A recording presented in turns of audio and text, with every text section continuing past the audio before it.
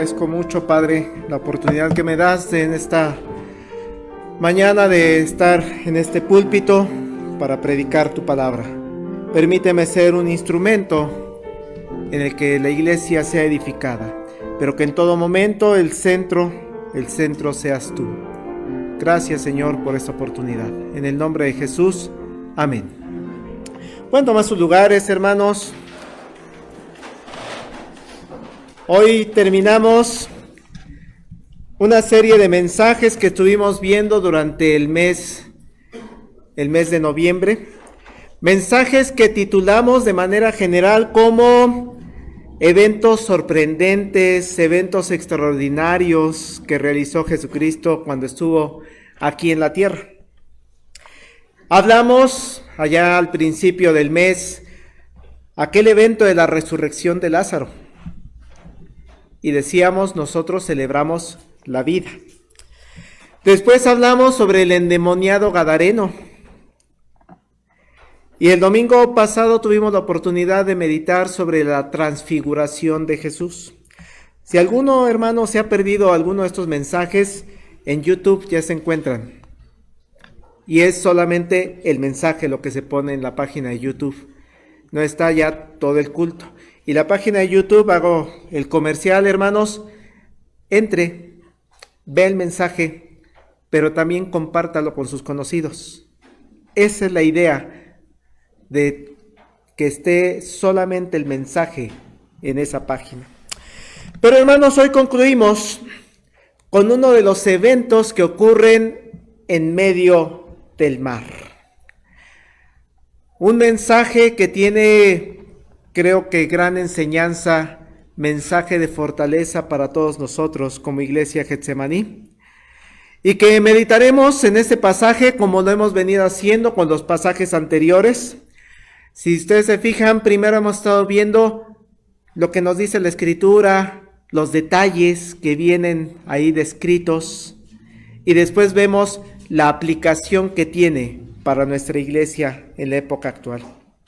Así que lo primero que quiero resaltar con respecto al pasaje que acabamos de leer es que no es la primera vez que vemos al Señor Jesucristo en un evento extraordinario que está relacionado con el mar.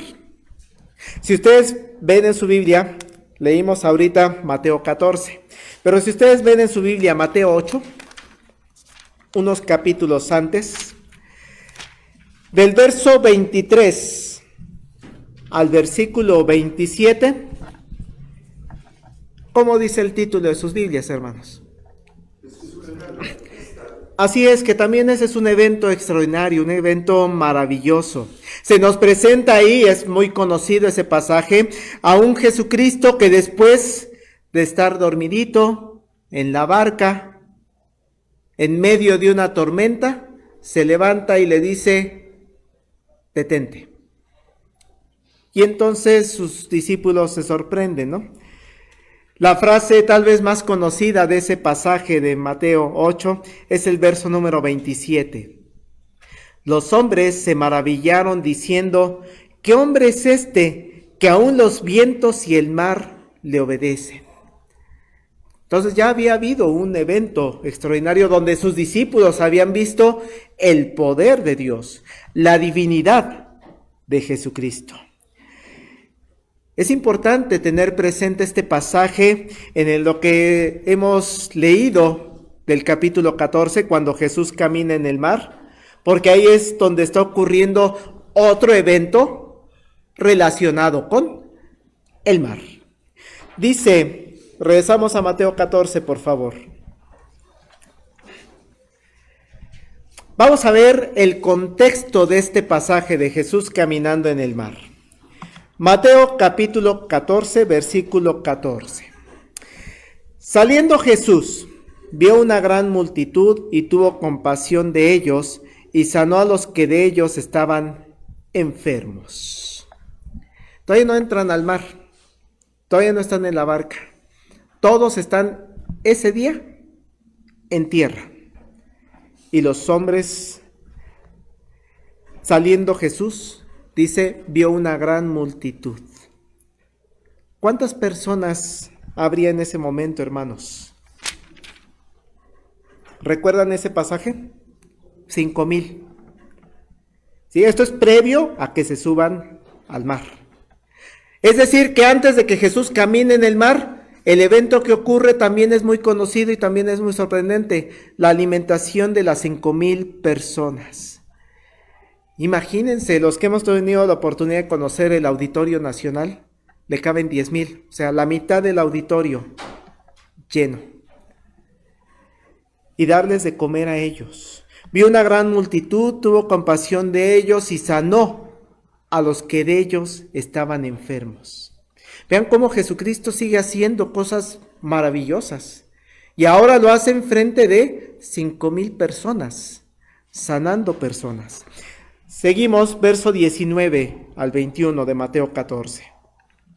Entonces mandó a la gente recostarse sobre la hierba, y tomando los 5 panes y los 2 peces, y levantando los ojos en el cielo, bendijo y partió y dio los panes a los discípulos, y los discípulos a la multitud. Y comieron todos y se saciaron, y recogieron lo que sobró de los pedazos, 12 cestas llenas. Y los que comieron fueron como 5,000 hombres, sin contar las mujeres y los niños. Seguimos con eventos extraordinarios de Jesús. Ya los apóstoles habían sido testigos de cómo calmaba el mar y se habían preguntado: ¿quién es este que puede calmar el mar, la tempestad, los vientos? Y ahora están en tierra y está atendiendo a personas enfermas, que les está dando sanidad, les está dando salud. Y ahora, para colmo, le dicen: Jesús, ya tienen hambre. Y con solamente 5 panes y 2 peces, le da de comer a 5,000 personas. Esto, hermanos, es un evento que está en el trasfondo de lo que leímos sobre que Jesús camina en el mar. Podríamos pensar que ¿qué tiene que ver? Sí tiene que ver, hermanos. Dice Mateo 14, 22. Enseguida, Jesús hizo a sus discípulos entrar en la barca e ir delante de él a la otra ribera, entre tanto que él despedía a la multitud. Resulta lo siguiente, hermanos. Se habían vivido eventos sorprendentes en Jesucristo. 5,000 personas habían visto milagros. La versión que estamos leyendo no nos deja ver tal vez la importancia del pasaje que acababa de ocurrir ahí en tierra. Y la premura que Jesucristo tiene para con sus discípulos. Porque solamente dice: enseguida Jesús hizo a sus discípulos entrar a la barca. Sin embargo, quiero leerles en lenguaje actual este mismo versículo. Después de esto, Jesús, y esta es la palabra clave, hermanos, Jesús ordenó a sus discípulos que se suban a la barca y vayan a la otra orilla del lago. Yo me quedaré aquí para despedir a la gente y los alcanzaré más tarde. Les da una orden. Pero Jesús, súbanse a la barca, váyanse de aquí. Pero Jesús, estamos viendo la población, yo los despido, no te preocupes. Súbanse a la barca y váyanse. Pero Jesús y tú, yo los alcanzo. No se preocupen. Déjenme, hago cargo de todo esto. ¿Qué está pasando, hermanos? ¿Por qué la orden a sus discípulos? ¿Por qué Jesús les da una orden de súbanse a la barca, váyanse allá y allá los voy a alcanzar? ¿Qué está pasando en el contexto? Recuerden, acaban de ocurrir eventos maravillosos, extraordinarios de Jesús.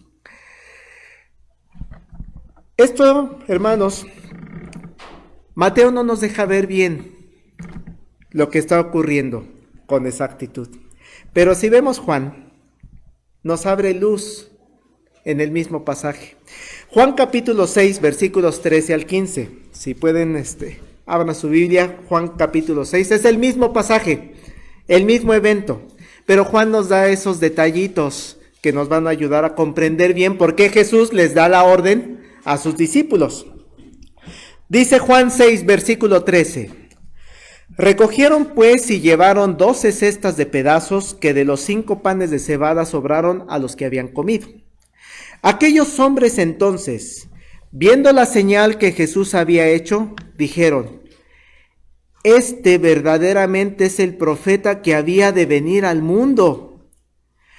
Pero, entendiendo Jesús que iban a venir para apoderarse de él y hacerle rey, volvió a retirarse al monte él solo. ¿Qué está pasando, hermanos? Que al ver las señales milagrosas de Jesús, al ver que había sanado a tanta gente, al ver que con unos panes y unos peces había dado de comer a 5,000 personas, dice el Evangelio de Juan, se querían apoderar de él y lo querían hacer rey. Lo querían hacer rey en ese momento. Es por eso que Jesús detecta eso. ¿Sabes qué? Todavía no es el tiempo. No es mi objetivo, no es el objetivo de Jesucristo encabezar una revuelta contra el emperador, contra los reyes romanos. No, no es este el momento en el cual me deben de proclamar rey. Y ante esa situación, imagínense, 5,000 personas tratando de nombrarlo rey. Muy lógicamente sus discípulos se van a ver envueltos en toda esa actividad, en toda esa situación. Y entonces por eso Jesús les dice: a ver, ustedes váyanse de aquí. Pero Jesús, váyanse. Pero toda esta gente, yo me encargo. Yo necesito que ustedes se vayan al otro lado. Déjenme tranquilo. ¿Por qué? Porque yo me voy a encargar de despedir, de aclarar a la gente que no es el tiempo, que yo no voy a ser en este momento ese rey que necesitan. Esto, hermanos, nos va dando el antecedente de lo que viene más adelante, que es el pasaje que leímos. Porque ahora, como si fuera pantalla de celular, este celular nunca lo uso, es de la marca Oppo y cuando me lo presentaron tiene 2 cámaras al mismo tiempo. Entonces puedo verme yo y puedo ver lo otro. Nunca he encontrado una utilidad a eso, la verdad. Pero vamos a imaginarnos ahora que está pasando esto. Vamos a tener 2 pantallas. En una vamos a ver a los apóstoles que obedecieron, se subieron a la barca y van hacia el otro lado. Y en la otra pantalla vamos a ver a Jesús despidiendo a la gente y vamos a ver qué es lo que está haciendo después. Al mismo tiempo va ocurriendo esto. Regresamos a Mateo, hermanos. Mateo 14, versículo 23. Jesús se queda despidiendo a la multitud, calmando los ánimos. Y dice el verso 23, despedida la multitud, subió al monte a orar aparte. Y cuando llegó la noche, estaba allí solo. Jesús quería aprovechar para, después de ese evento tan estresante tal vez, de una población, de una multitud que quería hacerlo rey, las tranquiliza, rescata a sus apóstoles, los aleja, ya empieza a irse la gente y entonces despide a la multitud y qué hermoso, Jesús quiere platicar con Dios Padre. Jesús quiere estar en medio de la soledad. Varias veces a lo largo de los evangelios, cuando los revisamos, vamos a ver a Jesús en una relación muy íntima con Dios. Varias veces Jesús ora al Padre. En algunas ocasiones lo hace con sus apóstoles, pero en esta ocasión en particular, sus apóstoles van allá en la barca, en esa pantalla, están navegando. Jesús está solo. Ninguno, hermanos, de los 3 evangelistas nos dicen qué contenía esa oración de esa ocasión. Sabemos de otras oraciones lo que Jesús oraba. En esta ocasión, ninguno de los evangelios que menciona el pasaje nos dice qué oró Jesús. ¿Qué habló con el Padre? Así de íntimo es este momento que Jesús quería tener con Dios Padre. Un momento de soledad, sin sus discípulos, ya sin la gente, los 5,000 personas que estaban ahí. Pero hermanos, está oscuro. Ya se empieza a hacer de noche. Y en toda esa región empieza a soplar un viento. El viento empieza a arreciar y se empieza a generar lo que conocemos como una tempestad. Así que en esta pantalla, hermanos, veamos a Jesús en la oscuridad, orando con el Padre en una oración que no conocemos qué hizo, pero está solo con el Padre. Está soplando el viento y en esta pantalla vemos a los apóstoles remando en el mar, en una barca, y empieza a soplar el viento, empieza a formarse la tempestad. Y la parte más fuerte de la tempestad les toca exactamente a la mitad del mar.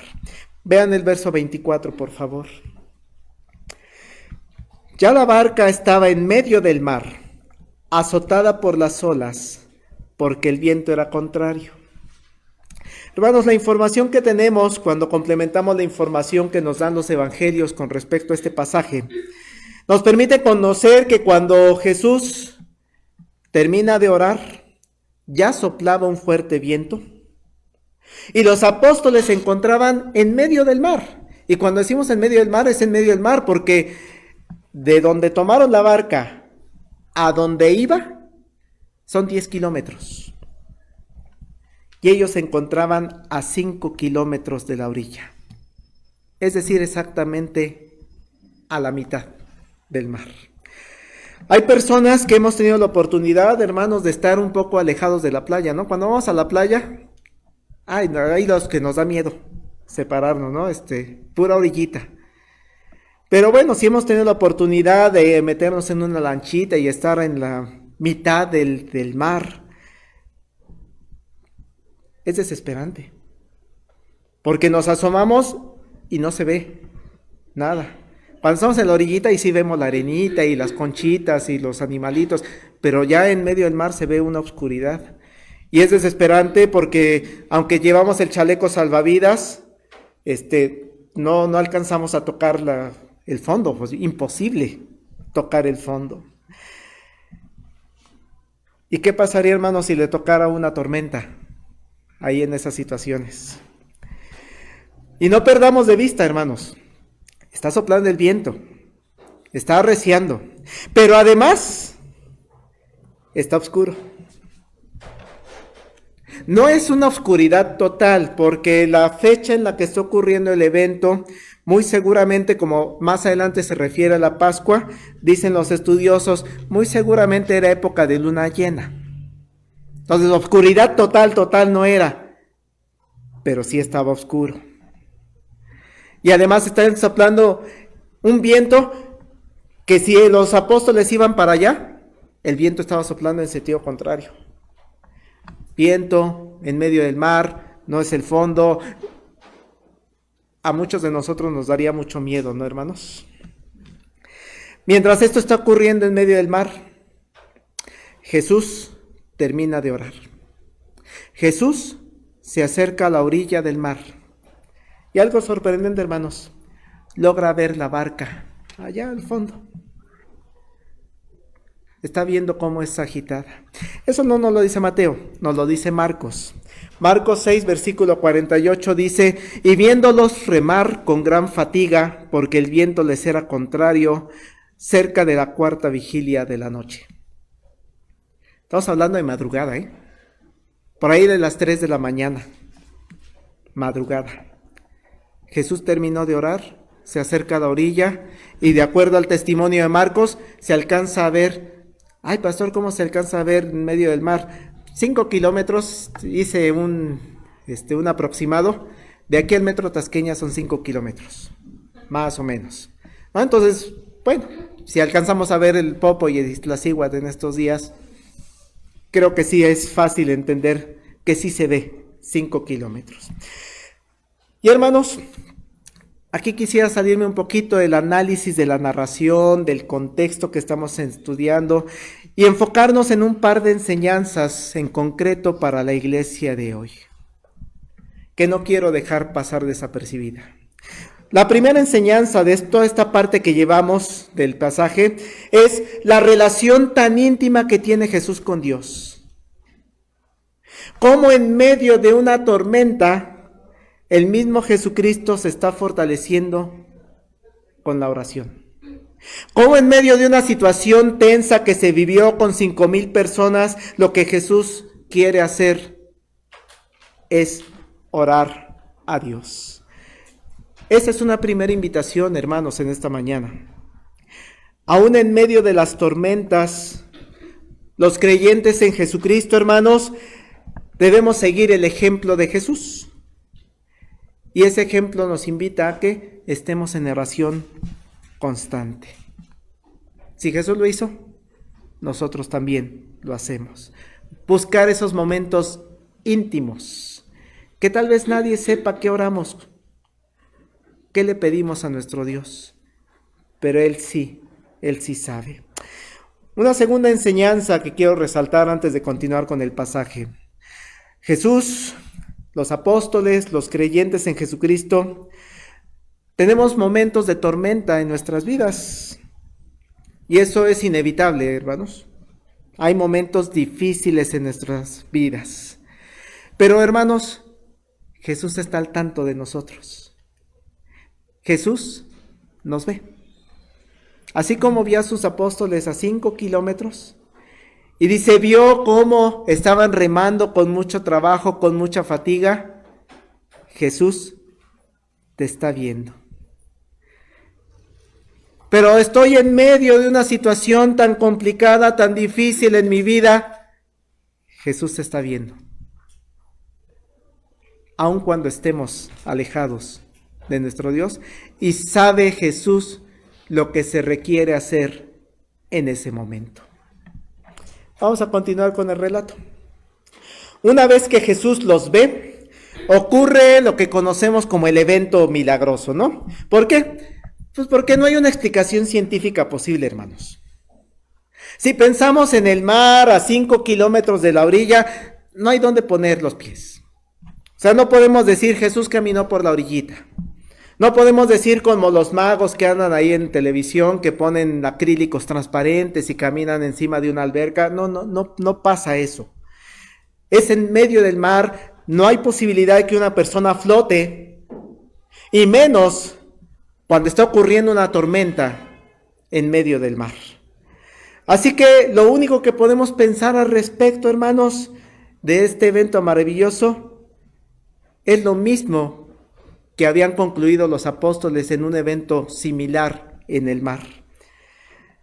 Los hombres se maravillaron diciendo, ¿qué hombre es este que aún los vientos y el mar le obedecen? Ese es Jesús, hermanos. ¿Cómo le hizo para caminar? No sabemos. ¿Quién es este que aún el mar le obedece? ¿Qué hombre es este que hasta puede caminar por en medio del mar, en medio de una tormenta? Pero eso lo hace, hermanos, porque tiene una misión. Va a romper las leyes de la física, de la química, de la geología, todas las leyes que rigen el mundo.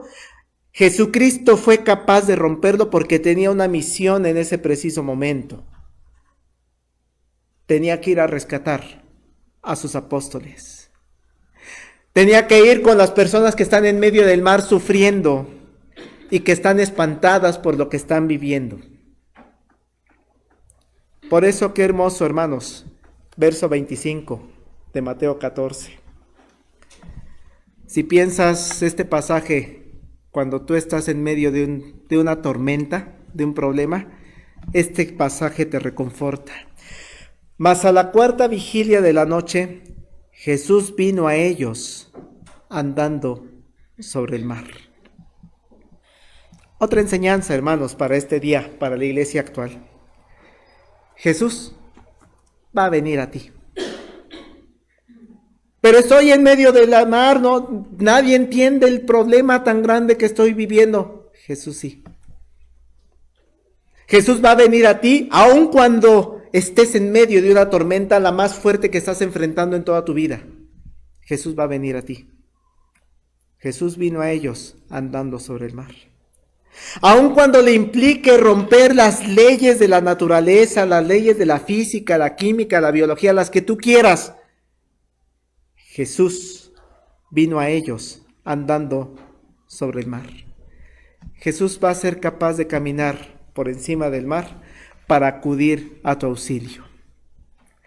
Claro, no siempre nuestra mente, nuestro intelecto, hermanos, está preparado para aceptar ese nivel de amor, o para entenderlo o comprender ese nivel de amor. ¿Qué pasó en el verso 26? Los discípulos, viéndole andar sobre el mar, se turbaron diciendo, ¡un fantasma! Y dieron voces de miedo. Sí es cierto, hermanos. Hay veces en que la solución a nuestros problemas da temor. Y es que los judíos tenían creencias en espíritus. No necesariamente era el espíritu en el mismo sentido que nosotros lo tenemos. Es decir, no son almas perdidas, almas de personas que fallecieron y que se quedaron aquí a penar sus penas. Ese es el contexto actual que nos han metido, que no es bíblico. No. El contexto es: hay espíritus. Dios es espíritu. Los ángeles son espíritus. Hay ángeles buenos que son espíritus. Hay ángeles malos que son espíritus.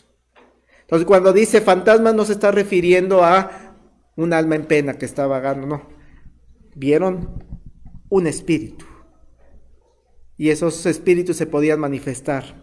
Y el miedo que les genera pudiera ser, hermanos, de lo más normal. No olvidemos el contexto. Están en medio del mar. Están el viento soplando fuerte. Están en horas de la madrugada. No hay luz. Se les está metiendo el agua a la lancha.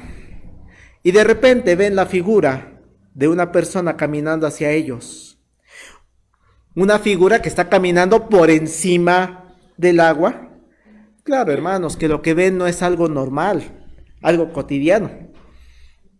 Y eso además implica que no reconocían quién estaba caminando hacia ellos. Lo más lógico es que en todo este contexto, en todo esto que están viviendo los discípulos, ¿quién puede ser? ¿Qué puede ser? Un fantasma, un espíritu. No sabían que es Jesús que venía después de orar a Dios. Verso 27. Pero enseguida Jesús les habló diciendo: tened ánimo, yo soy, no temáis. Qué palabras de amor, hermanos, de Jesucristo. Qué palabras tan reconfortantes del Maestro, de nuestro líder. Qué palabras tan reconfortantes de Cristo, el Mesías prometido. No te preocupes, soy yo. ¿No? De repente cuando estamos en una habitación y escuchamos ruido, aquí estoy abajo, para que no te espantes. La voz nos hace reconocer a las personas. Y entonces la voz de Jesucristo dice: tened ánimo, yo soy, no temáis. Tranquilos, ya están a salvo. Ya llegó su maestro. Ya llegó el profeta del Señor. Ya llegó el Rey. Ya llegó el Cristo. Y entonces los discípulos podrían haber recordado en ese momento: ya llegó aquel a quien hasta el viento y el mar le obedecen. Qué hermoso. Qué hermoso es cuando tenemos esta frase en medio de nuestras propias tormentas. Qué hermoso cuando tenemos esta frase introducida en nuestro ser en medio de los momentos difíciles que pasamos por la vida. Jesús nos está diciendo: si tú, hermana, si tú, hermano, estás pasando un momento muy complicado en tu vida, Jesús te está diciendo: ya llegó el yo soy. Ya llegó Dios con nosotros. Ya llegó a tu vida. No tengas miedo. Anímate. Porque Dios ya sabe la solución a lo que estás enfrentando. En el relato, hermanos, de Marcos, si nos basáramos en Marcos, ahí termina el pasaje. Jesús se sube con ellos a la barca y se calma el mar. El Evangelio de Juan, el otro relato paralelo, también solamente dice una frase más que dice que lo reciben a Jesús con alegría y llegan a su destino. Ahí termina esta historia. Pero el pastor escogió basarse en Mateo, porque Mateo nos quiere mostrar un poquito más de enseñanza para nuestras vidas. En medio de la tormenta, una vez que ahora ya identificaron que es Jesús quien acudió a ellos, quien rompió las leyes de la naturaleza para estar con ellos, que ya llegó aquel a quien el viento y el mar obedecen, viene una narración que es conocida por muchos de nosotros con Pedro. Un personaje, hermanos, también muy famoso de claroscuros, momentos muy bonitos, tú eres el Cristo, el Hijo del Dios viviente, y momentos de aléjate de ti, de mí, Satanás, ¿no? Tiene momentos complicados, Pedro. Pedro sabemos que es atrabancado, que es impetuoso, que le gusta actuar antes de pensar detenidamente las cosas. Así que cuando reconoce que Jesús vino caminando a su ayuda, a su rescate, si su maestro puede hacer eso de romper las leyes de la naturaleza, hacer acciones milagrosas, pues entonces lo más natural sería que sus seguidores también pueden hacerlo. Y es por eso que Mateo continúa con la narración, verso 28. Entonces le respondió Pedro y le dijo: Señor, si eres tú, manda que yo vaya a ti sobre las aguas. La interpretación correcta de este pasaje, hermanos, es de Pedro reconociendo quién es la persona que está acudiendo con ellos. Porque de repente la leemos como que estuviera dudando, ¿no? Señor, si eres tú, manda a que vaya yo. No lo debemos leer con ese tono de duda. Si eres tú, o sea, estoy dudando de que seas tú. No. Dicen los escritores, los analistas del griego en el cual se escribe este pasaje, la frase se debería leer como: Señor, ya que verdaderamente eres tú, llévame contigo a caminar por el agua. Es decir, Pedro no tiene dudas del poder de Jesús. Pedro ya había experimentado que en medio del mar, cuando vieron que el viento era muy fuerte, Jesús se podía levantar y decirles al viento y al mar: cálmense. Así que ahora, con la confianza que da el estar cerca de Jesús, aún en medio del mar, aún en medio de la tormenta, Pedro confía en que: Señor, ya que verdaderamente eres tú, si está en tu voluntad, haz que haga yo lo mismo. Verso 29. Él dijo: ven. Descendiendo Pedro de la barca, andaba sobre las aguas para ir a Jesús. Así Pedro, hermanos, puede confirmar esa frase que más adelante Pablo le escribe a los filipenses, ¿no? Todo lo puedo en Cristo que me fortalece. Ah, caramba. Sí se puede.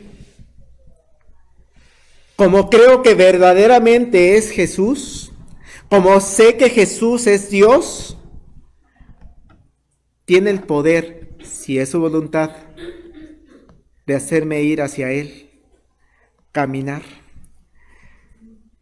Qué hermoso, ¿no, hermanos? Porque ahora sí podemos pensar esa frase de Pablo: todo lo puede, todo lo puede en Cristo que me fortalece. Solo que hay una condición, que es lo que nos quiere dejar Mateo presente. Una condición para hacer todo lo que sea la voluntad de Dios. Verso número 30. pero al ver el fuerte viento, tuvo miedo. Y comenzando a hundirse, dio voces diciendo: Señor, sálvame. Hermanos, nada ni nadie nos debería distraer de Jesús. Si Pedro estaba en medio de un viento fuerte, si Pedro ya estaba caminando en medio del mar, algo que es inexplicable, algo que parece imposible, la única explicación es porque estaba su mente, su vida enfocada en Jesús. Por eso pudo hacer ese tipo de maravillas. Pero ¿qué pasa? El problema es cuando pierde el objetivo, voltea y recuerda: ay, estoy en un entorno de mucha duda, estoy en un entorno difícil, es que Jesús no va a poder con esto, es que esto es imposible. Esta enseñanza, hermanos, es aplicable a nuestra iglesia actual. En el momento en que como iglesia nos distraemos de nuestro objetivo, que es Jesús, que empezamos a ver los vientos que hay alrededor y las situaciones y la problemática que hay alrededor, nos empezamos a hundir. Eso, hermanos, le pasa a la iglesia de Cristo, a los creyentes en Jesucristo. Decimos: sí voy a confiar en el Señor Jesucristo, sí confío en su poder, pero no sé si pueda, pero no, ¿qué tal si no se puede? Pero me distraigo y me empiezo a hundir. Nos pasa lo que a Pedro: tenemos miedo, nos hundimos. ¿Cuántas veces, hermanos, la iglesia de Cristo no ha pasado por estas situaciones a lo largo de 2000 años? Nos fijamos en todo lo externo, perdemos de vista a Jesús. La iglesia se va hundiendo y hay unas iglesias que se hunden tanto que desaparecen, iglesias locales. ¿Cuántas veces no le ha pasado en su vida, hermano, este tipo de situaciones? Que estamos tan enfocados en lo externo que se nos olvida poner la vista en Jesús. Me preguntaba una persona: pastor, tengo esta situación, ¿qué hago? Y lo primero que le escribí es: primero lo primero, ora a Dios, acércate con Él, es lo primero. Ya después tomarás decisiones, analizarás la situación, pero primero, lo primero. El Evangelio de Mateo nos quiere resaltar que estamos con Jesús en medio de las tormentas y que hay esperanza. Verso 31. Al momento, Jesús, extendiendo la mano, asió de él y le dijo: hombre de poca fe, ¿por qué dudaste? Y cuando ellos subieron en la barca, se calmó el viento. Hermanos, de repente leer las frases en la Biblia es un poquito complicado, porque podríamos leer esta frase como un regaño de parte de Jesús, ¿no? ¡Ay, hombre de poca fe! ¿Por qué dudaste? Es como cuando se cae el niño, ¿no? Y lo regañamos, ¿no? ¿Por qué no te fijaste? Pues se tropezó, se cayó, ¿no? No te fijas, no parece un regaño. Podríamos leerlo así, ¿no? Ay, hombre de poca fe, ¿por qué dudaste? A ver, vente, te saco. Pero es diferente, hermanos, cuando recordamos el contexto que están viviendo los apóstoles y recordamos que Jesús es amor. Los apóstoles están en medio del mar. Los apóstoles están espantados, están empapados. Y en esas condiciones, ¿Jesús los va a regañar? ¿Va a regañar a Pedro? ¿No sería mejor leer esta frase con un tono de amor y protección? Ese amor y protección que Jesús sí nos ofrece. Ay, hombre de poca fe, ¿por qué dudaste? Vente. No dudes. Aquí estoy yo. Ya llegué. Ya llegó el que puede controlar el mar. Ya llegó el que puede hacer que hagas cosas maravillosas y extraordinarias. ¿Por qué dudaste? No dudes. No te separes de mí. No dejes de mirarme, dice Jesús. No dejes de pensar que Jesús está contigo. Y qué hermoso, hermanos, porque de una manera poderosa y amorosa, dice el escritor sagrado, extendiendo la mano, asió de él. Lo tomó de la mano a Pedro y lo sacó. Hermano, ¿estás en medio de una situación complicada, difícil? No dudes. ¿Por qué dudas? No tengas poca fe. Ten toda la fe puesta en Jesús. Y Jesús va a extender su mano, te va a tomar y te va a jalar. Cuando lo sube a la barca, hermanos, dice que se calmó el viento. Y la historia ahora sí concluye. Toda una serie de enseñanzas de ese día, un día que estoy seguro que a los apóstoles les pareció interminable por todo lo que habían vivido con Jesús. El resultado, hermanos, es lo que quiere el escritor sagrado resaltar en este día, para usted y para mí. Este pasaje, más allá de dar explicaciones científicas de cómo se puede caminar sobre el mar, hermano, no está por eso ese pasaje en la Escritura. No está para que los científicos se quiebren la cabeza y nos digan, ¡ay, es que eso es imposible! Por eso no hay que creer en la Biblia. No lo pusieron para eso, hermanos. El motivo por el cual aparece este pasaje en la Biblia es que quiere Dios que usted salga el día de hoy con esta frase que termina el pasaje en el verso 33. Entonces, los que estaban en la barca vinieron y le adoraron, diciendo, verdaderamente eres Hijo de Dios. Este pasaje, hermanos, lo que busca es que cuando estás en medio de problemas, en medio de situaciones difíciles, pongas tu vista en Jesús. Sigas su ejemplo, te vayas a orar en la intimidad. Sigas el ejemplo de los apóstoles cuando lo reconocen. Sí, se espantaron, pero cuando escucharon su voz, no temáis. Sigas el ejemplo de, si mi maestro puede, yo también puedo. Este pasaje está ahí para que no pierdas de vista a Jesús, y que cuando pierdes de vista a Jesús es cuando sientes que te estás hundiendo nuevamente. Ese es el verdadero objetivo del escritor sagrado.